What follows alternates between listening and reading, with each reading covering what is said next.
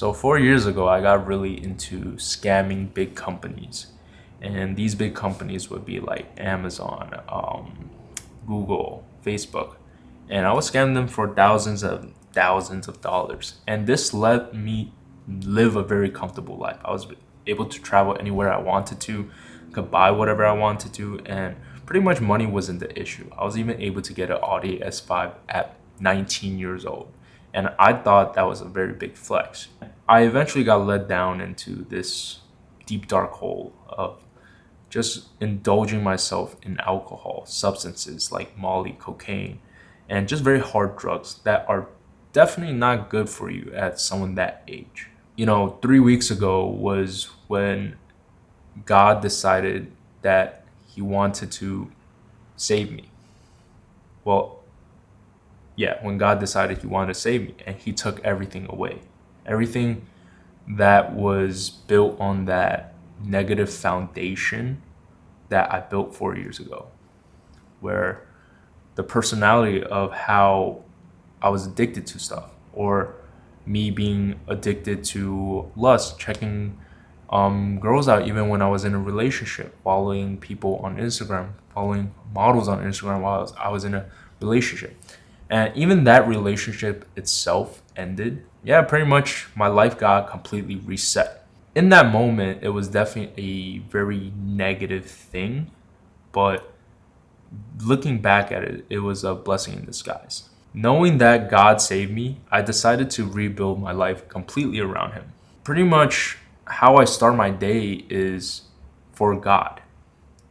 Every day I wake up, the first thing I usually do is pick up my rosary and Bible and pray. So, doing the rosary prayer is still relatively new to me. I don't remember the whole booklet. It's like this booklet right here. And there's just a bunch of prayers that go on and on. It's pretty much repeating on and on. But yeah, I try to read the Bible. Usually the long chapters. I do 2 to 3 chapters, while the shorter chapters I try to read about 4 to 5 of them. There's also a reason why I say usually. I still have this temptation to grab my phone when I wake up to check on emails, to check Instagram, to scroll. And that's still something I'm trying to cut out of my life. And usually after the prayers, I pretty much just wash myself up and then go to the gym. So I used to train like a bodybuilder. I still do. And I have like an image like 4 to 5 years ago when I was in the best shape of my life. I'm going to put it somewhere here. Yeah, because I got to that point, I was around 9 to 12% body fat. I remember being 168 pounds at this point, and I had veins going up my stomach, my abs. It is a very egotistical thing. I got very arrogant because of it. Because I got to that point, I got very lazy. I started skipping cardio. I started eating like crap because I was like, oh, I've been there before. I'm going to be able to do it again. So, I'm just going to do it anyways. I'm just going to eat that burger. I'm going to eat the fries, whatever. It got to the point where I put on about 60 pounds.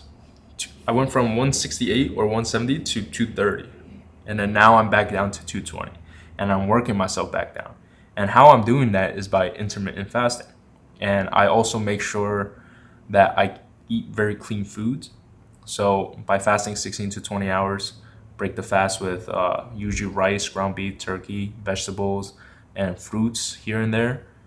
And I keep it very simple, so there's like no chaos, no temptation, no like random junk. For the most part, if for you guys who struggle with eating junk, just completely take it out of the equation.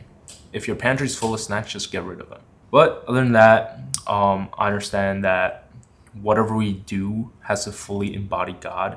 And besides just fitness and the way I start my day, I try to put it into my life aspect and work. I try not to cuss as much. I try not to, I'm not supposed to cuss to begin with. But it's still something I struggle with. Seeing like things that cause that shiny object syndrome that everyone has is still something that I have to work towards to just turn away and walk away from. Be that person that can just say no to that temptation. that's also one reason why I built this identity, this brand of Ferreus Indomitus. It means forged in iron, unconquered in will. It's to build strong men physically, mentally, and spiritually. Someone who's unable to falter in any means, who's able to stand strong no matter what. And I know that not everyone's perfect. Everyone's born as sinners. And this world is just very imperfect.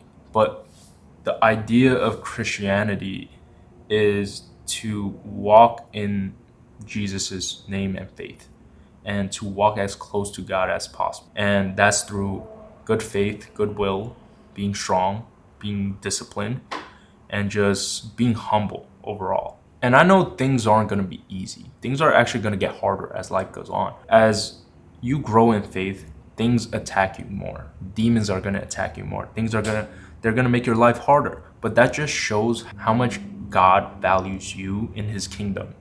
So keep walking forward towards that discipline. Keep walking forward towards God. Make sure you build your life around him. That's what I'm doing in the first place. That's why I'm sharing this.